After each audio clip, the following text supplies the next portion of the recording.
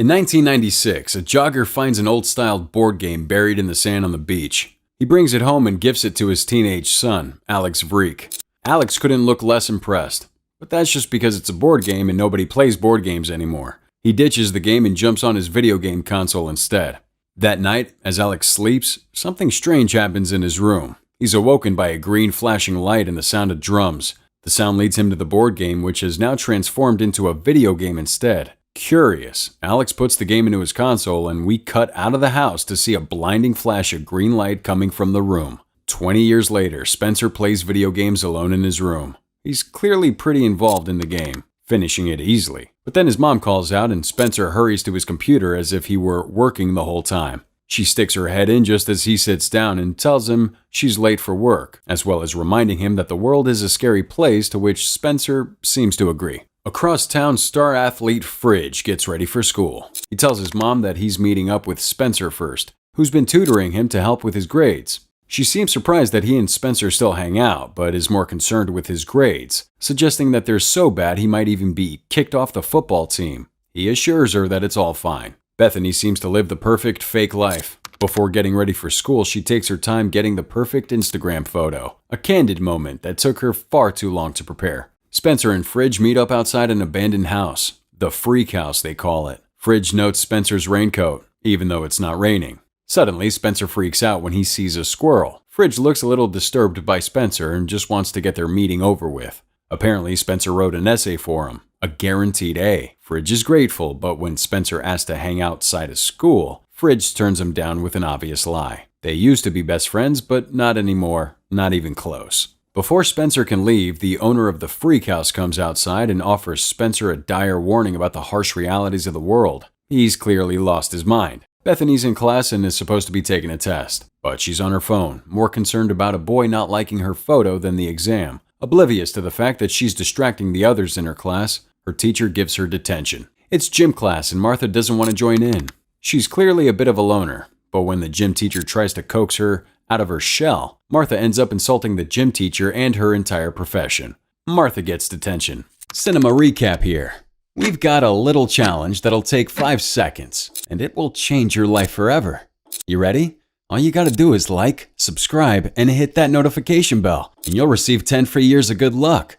It's as simple as that. Spencer watches on, rather impressed. Spencer and Fridge are called into the principal's office. Turns out that the paper Spencer wrote for Fridge was one that he used before, and his teacher noticed. Spencer tries to cover for them both, but in the end the two not-so-close friends get given detention. Fridge is furious with Spencer, but Spencer's angry that Fridge doesn't appreciate him. Detention gets off to a bad start. Their teacher lectures them on personality, claiming that they should use this moment to realize who they are and who they want to be. They get one life, so they best decide how to spend it. And today, they're going to spend it in detention. They're assigned the monotonous task of pulling the staples out of 1,000 magazines, with the warning that they all have to be back tomorrow if they don't do it today. This annoys them all, except for Spencer. They get to work, sort of. Martha's the only one who seems to care. Bethany sits back and plays on her phone while Fridge and Spencer explore the piles of junk in the room. Together, they find an old video game and plug it into the TV. The game is Jumanji, and there's an eerie quality about the game, something not quite right. Fridge and Spencer both pick characters, with Spencer claiming it won't matter who they pick. Bethany then picks up a controller because she'd rather do that than staple magazines.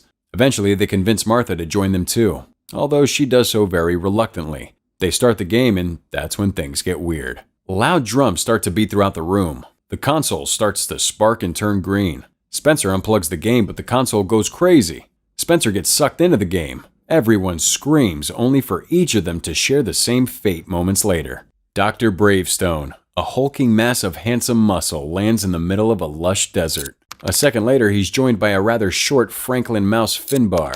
A third person then appears, an athletically dressed woman named Ruby Roundhouse. And finally, there's a fourth member of their group, an overweight science type named Professor Sheldon Oberon. It doesn't take long for these 4 random people to realize who they are, the kids from detention.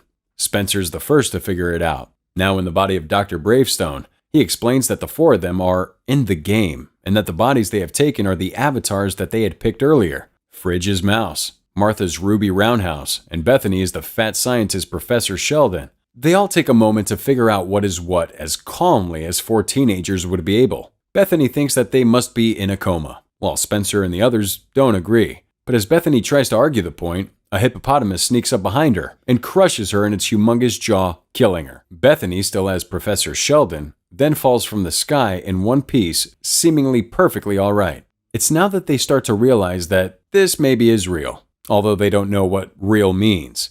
Before they have a chance to figure anything else out, the hippopotamus returns and it looks very angry. It gives chase and the four characters flee for their lives, only for a sudden Jeep to appear, which they hustle into. The Jeep is driven by Nigel, who seems to know who they all are. He speaks to them as if they are the characters they inhabit, explaining that it's good to see them, and that they're just in time, and most importantly, that Jumanji needs their help. The place is cursed, he tells them, and he's relying on the four of them to lift the curse before it's too late. They try and ask him more questions, but his answers appear pre-written, and the way he speaks is almost scripted. Spencer realizes that he's an NPC, a non-playable character, who can only answer certain questions.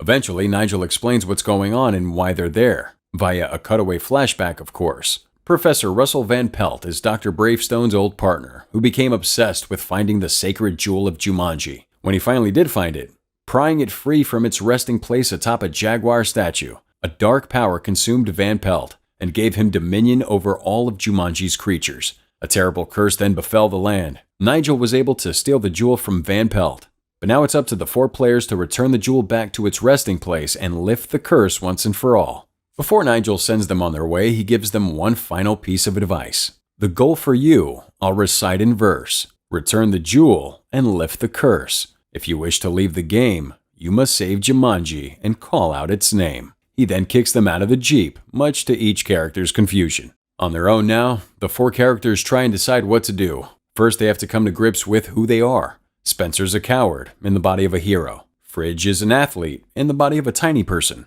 Martha's a shy nerd, in the body of a scantily dressed, strong, independent woman. And Bethany is a self-obsessed poser, in the body of an overweight, unattractive man. It's going to be a struggle for them all. But Spencer is somewhat confident. He plays video games. He knows what to do. So he rallies them together and explains that if they play the game, place the jewel back where it needs to be, they'll be sent back to their old lives. Unfortunately, it's not going to be easy. Their first stop is a bazaar. They try and read the map, quickly realizing that only Bethany can read it, or rather Professor Sheldon can read it. In fact, they all have their own gifts. Spencer is brave, Ruby Roundhouse can fight, and Mouse is a zoologist and he carries stuff. Bethany starts to read the map, helping them to find their way. But before they can do that, they hear a noise in the distance, soon revealed to be dozens of men on motorbikes with guns chasing them. They all run as fast as they can, rockets flying after them, exploding all about. Bullets hail down from all directions. Spencer running fast, really fast. Martha jumping through trees with ease. Even Bethany manages to get away. Unfortunately, Fridge can barely run with his short legs and Spencer has to carry him. They manage to breach the forest where they come upon a cliff that leads down to a river. With no choice, all four jump for their lives. On the bank of the river, Martha reveals that she was shot. She dies instantly, but then reappears.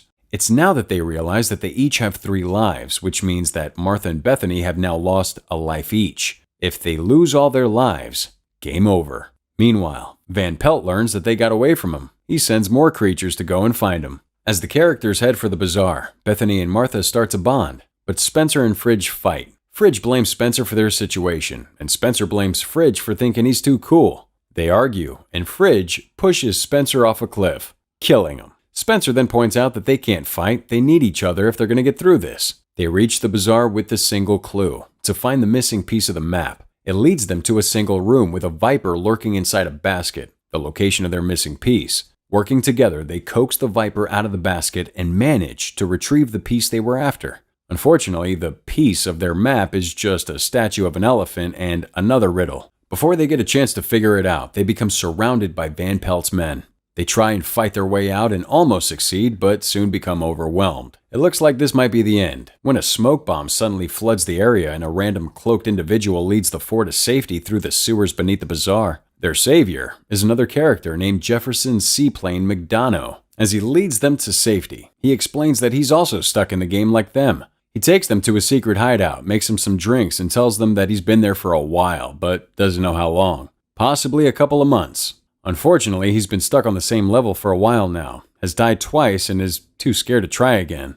It's then that Bethany has a realization. Seaplane was the piece they needed to find. With him, with all of them now, they might actually stand a chance at finishing this game. The next level is a hangar bay, guarded by 2 men with big guns. They need to get past the guards in order to reach the helicopter inside. As a means to do so, they send Martha in to distract them. First, Bethany gives Martha tips on how to use feminine guile to seduce the guards. It seems like a pretty terrible idea, but they have no choice. As they watch Martha approach the guards, Seaplane drops some lingo that suggests he's not from the same era as the rest of them. They learn that he's in fact Alex Vreek, the teenager from the start of the movie who disappeared 20 years ago. Spencer reveals to Fridge that he has a crush on Martha. Fridge tries to convince him to make a move, but Spencer, the coward, refuses. Down by the hangar bay, Martha tries to seduce the 2 guards. She fails miserably, but then, almost on instinct, she starts to fight him. One of her strengths is dance fighting, and with the aid of Baby I Love Your Way playing on the radio, she kicks the guards' ass. They manage to get to the helicopter, taking off. In order to avoid their pursuers, they're forced to fly through a deep canyon that harbors a stampede of angry rhinos. The rhinos chase the helicopter, knocking it about. In the commotion, Fridge accidentally drops the jewel, and they have no choice but to go back for it. As a means to collect the jewel from among the rhinos, Spencer throws Fridge out of the helicopter to distract them. He gets run down. Spencer manages to grab the jewel before the rhinos see him, and when Fridge reappears in the middle of the sky, having just died, Spencer catches him before he crashes back to the ground. Somehow, they all manage to make it through the level, and with the jewel still in hand.